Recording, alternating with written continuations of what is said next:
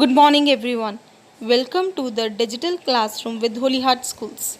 Today, we are going to continue with our chapter Hydrosphere. In today's video, we are going to discuss about ocean currents and the causes of ocean currents. While going through these topics, we will be learning some new words like 1. Ocean currents. The general movement of oceanic water in a definite direction is called ocean current. Number 2. Warm ocean currents. Currents which flow from low latitudes in the tropical zone towards the high latitudes in the temperate and subpolar zones. Number 3. Cold currents. The currents which flow from high latitude towards the low latitudes. Number 4. Drift. The forward movement of the surface water of the ocean under the influence of prevailing winds is called a drift. For example, the North Atlantic drift. Number 5. Currents. Currents are referred to as the movement of oceanic water in a definite direction with the velocity ranging between 3 km to 8 km per hour. Next we have stream. Stream involve the movement of a large mass of oceanic water like big rivers on the land surface in a definite direction with the velocity ranging between 6 km to 10 km per hour. For example, the Gulf Stream. Next we have temperature, the degree of hotness or coldness. Next, salinity, the amount of salt present in a water body. Next we have prevailing winds. The winds which constantly blow in the same direction throughout the air are called prevailing winds or permanent winds. And at last we have coriolis effect, the apparent force that arises because of the earth's spin around its axis and causes deflection of air and ocean currents. So now students, please open up your chapter number 11 on page number 82, topic ocean currents. But before we start with the today's topic, let's have a brief about the topic. As we know that the water of the ocean is always in motion. The movement of ocean water takes place in three different ways, that is in the form of waves, tides and currents. In earlier videos, we have already discussed about waves and tides. So now let's start with ocean currents. Streams of water that move along the surface of the ocean in a definite path. Such more or less permanent streams of water which flows in a definite direction from one part of the ocean to another are called ocean currents. Ocean currents can be thousands of kilometers in length and sometimes about 200 kilometers wide. Currents that originate near the equator and float towards the poles are called warm currents, and those that originate in the poles and float towards the equator are called cold currents. Ocean currents are generally named after the region along which they flow.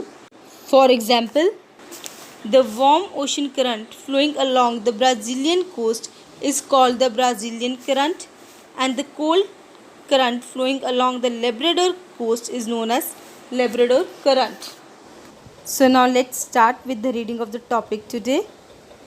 Ocean currents. The general movement of oceanic water in a definite direction is called the ocean current. The ocean currents are like rivers in the sea and their banks, and the beds are of sea water. Banks means the margins of the sea and bed means the ground under the sea. Now next we have the types of ocean currents. Ocean currents can be broadly divided on the basis of temperature, means degree of hotness and coolness, into two main types. The warm currents, as the name suggests, these type of currents must be originating from some extremely hot areas. So the warm currents are those which flow from low latitudes in a tropical zone towards the high latitudes in the temperate and subpolar zones. Now here, low latitudes are referring to as 0 degree to 30 degree north and south, and tropical zone means an area between 23.5 degree north to 23.5 degree south, and high latitudes are referring to as latitudes between 60 to 90 north and south. Now next we have cold currents. As the name suggests, these currents are originating from the cold areas, and these are those which flow from high latitudes towards the low latitudes, means they flow from pole towards the equator. Important. Generally, we say that the currents flowing away from the equator are warm currents and those flowing towards the equator are cold currents.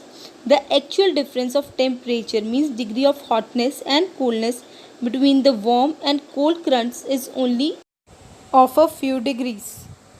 Next, we are starting up with the causes of ocean currents. The ocean currents circulate in a regular pattern around the oceans.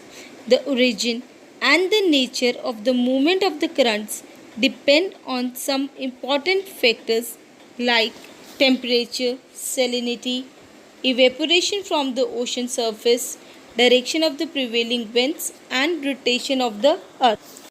So first let's start with the variation in temperature.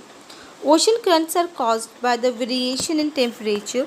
The oceans near the tropics and equator are much warmer than the ocean water in the polar or temperate regions. This unequal heating sets up the conventional currents in the oceans. In equatorial regions, due to high temperature, there occur a decrease in the density of water. As a result, the warm water from this region move towards the colder and the denser water of the polar areas. On the contrary to this, the cold water in the poles is denser and heavy, so it sinks down the surface and slowly moves towards the equator, where on warming up it may rise to the surface again. For example, the Gulf Stream current moved from equator towards the North Pole and Labrador current moved from polar region towards the equator. Next main cause of the ocean currents is variation in salinity. Salinity means amount of salt present in an ocean. The level of salinity of the ocean water affects its density. Density means mass of an object per cubic meter. Water of high salinity is denser than the water of low salinity.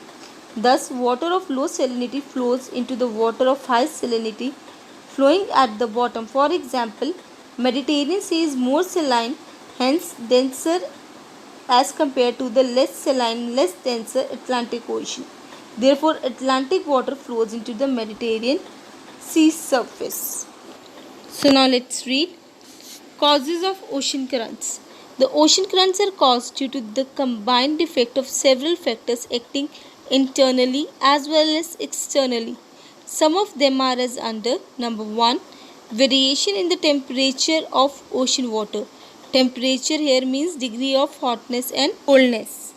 The temperature of ocean water decreases from the equator towards the pole and also from the surface towards the bottom of the oceans. Due to this variation in temperature, variation means difference in temperature, the density of water is less in the equatorial region than that of the polar region. Thus, the warmer and the lighter water from the equatorial region moves towards the pole. This is because water in the oceans near the equatorial region gets heated more quickly than that of the ocean near the poles. This uneven heating sets up the conventional currents in the oceans, due to which the warm water of the equatorial regions becomes light and move along the surface towards the polar region, where they are cool, while the cold water there is dense and heavy. Next we have variation in the salinity of ocean water. Salinity here means amount of salt present in an ocean. If two water bodies have same temperature, the water body with a higher salinity will have greater density than the one with the lower salinity. The dense water tends to sink down and the fresh water takes its place and thus causes circulation. Thus, ocean currents are generated from the area of lesser salinity to the areas of greater salinity.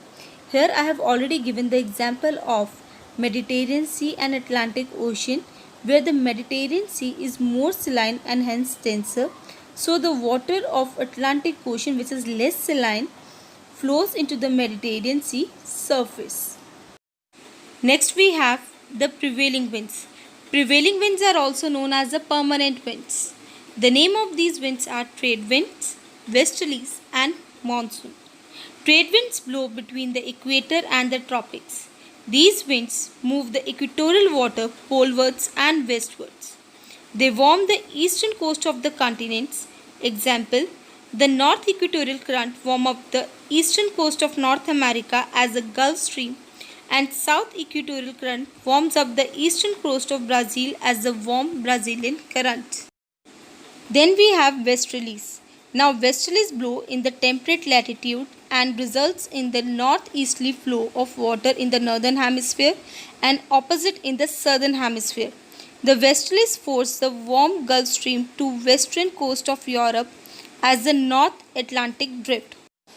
These winds also cause cold west wind drift to flow towards the equator as the Peru Current along the South America and Benguela Current along the South Africa. The strongest influence on the flow of wind is seen in the North Indian Ocean.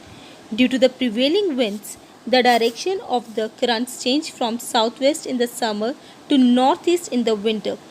So now let's read direction of the prevailing winds. The winds blowing over the water surface make the water move in their direction due to the wind's friction with the water. Wind friction is to act in the opposite direction of motion by being opposed to the flow of air. The force of friction also changes the air's speed. Most of the ocean currents of the world follow the direction of the prevailing winds. For example, there is a seasonal change in the direction of the ocean currents in the northern part of Indian Ocean twice a year after every 6 months due to the seasonal change in the direction of the monsoon winds. In the month of June, they blow from southwest to northeast, so they are also known as southwest monsoon winds. And during the month of December, they deflect from northeast to southwest, so they are also known as northeast monsoons due to the seasonal change in the direction of the monsoon winds. Next main cause for the ocean currents is the rotation of the earth. The earth rotates from west to east. The speed of the winds is maximum at the equator. The prevailing winds lend speed and direction to a mass of water. Ocean currents in the northern hemisphere deflect to the right of the wind direction, and the currents in the southern hemisphere deflect to the left. Therefore, there is a clockwise circulation of water in the northern hemisphere and anti-clockwise circulation in the southern hemisphere. This is the Coriolis effect caused due to the rotation of the earth. So now let's read rotation of the earth. Rotation means movement of the earth on its own axis. The earth's rotation on its axis causes the Coriolis effect, which changes the general direction of the ocean currents. Now here Coriolis effect means the apparent force that arises because of the earth's spin around its axis. It is the main cause for the deflection of air and ocean currents. For example, the current from the equator towards the North Pole and the South Pole are deflected to their right in the northern hemisphere and to their left in the southern hemisphere. This I have already explained.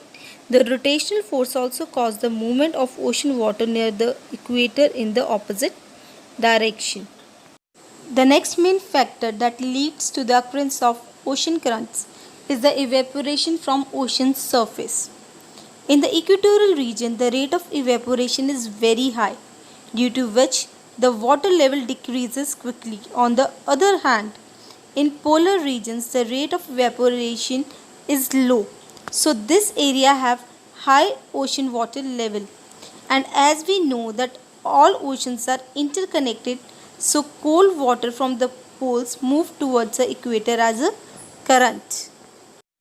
So with this, students, we are ending up with the topic of the day today. Please do the related question answers and try to do the related exercises. Thank you.